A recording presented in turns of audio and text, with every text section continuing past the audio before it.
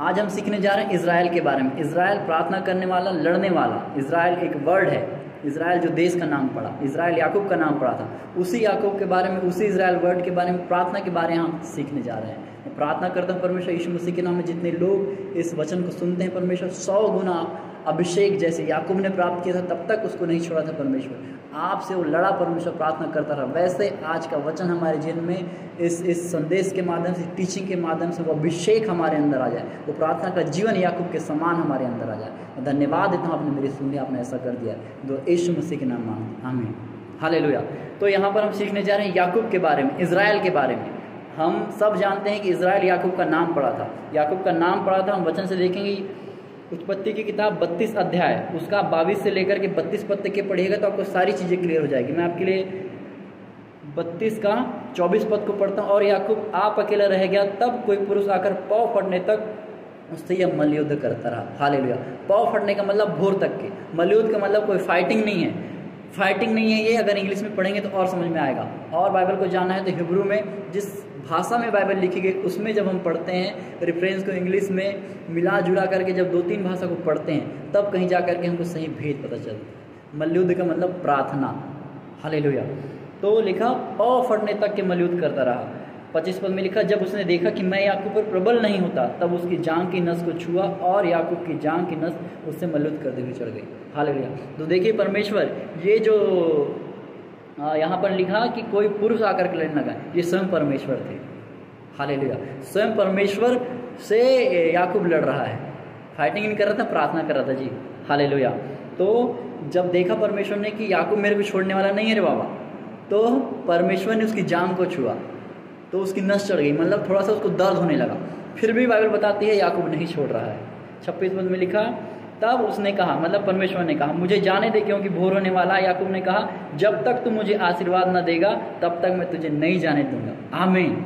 आज क्या मेरा जीवन, आपका जीवन ऐसा है क्या? कभी हमने कहा परमेश्वर से इतनी प्रार्थना करके, जब तक तू मेरे को अभिषेक से नहीं भरेगा मैं तेरे को नहीं छोड़ूंगा प्रभु, मैं प्रार्थना करना नहीं छोड़ूंगा, जब तक तू मेरे को भविष्यवाणी का वरदान नहीं देगा, अन्य भाषा नहीं देगा, मेरे द्वारा तू लोगों को चंगा नहीं करेगा, मैं नहीं छोड़ूंगा तेरे को। देखिए यहाँ याकूब ने कहा मैं तेरे को नहीं छोड़ूंगा जब तक कि तू मेरे को आशीर्वाद नहीं देगा।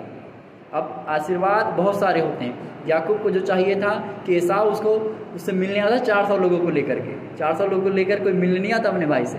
हालेलुया। तो कैसा स्वागत करने वाला था याकूब? कहीं ना कहीं जानता था ये मेरे को पीटेगा, ये कहीं ना कहीं मेरे घात करेगा, तो अपने घराने को भेज दिया और ये भाई साहब प्रार्थना करने लगे। तो आज मेरे को और आपको प्रार्थना करने की आवश्यकता है। परमेश्वर आपसे मेरे से चाहता है कि हम याकूब के समान परमेश्वर को पकड़ लें, जब तक कि अभिषेक ना दे दे हमको। वचन में लिखा, अभिषेक के कारण तेरा जुआ तोड़ दिया जाएगा। आज मेरे अंदर अभिषेक है, मैं आपके सामने खड़ा हूँ, बोल पा रहा हूँ, एक अभिषेक है। इस अभिषेक के द्वारा आप आशीष पाएंगे, एक अभिषेक है। हालेलुया। हम जिनके साथ रहते हैं वैसे बन जाते हैं। परमेश्वर को याकूब ने पकड़ा और परमेश्वर की आशीष को ले ली। हालेलुया। आशीर्वाद को लिया। और जब उसने कहा मैं तेरे को नहीं जाने दूंगा, तो 27 पद में लिखा, और उसने याकूब से पूछा तेरा नाम क्या है? उसने कहा मेरा नाम याकूब है। 28 पद में कहा उसने तेरा नाम अब याकूब नहीं परंतु इज़राइल होगा। आमीन।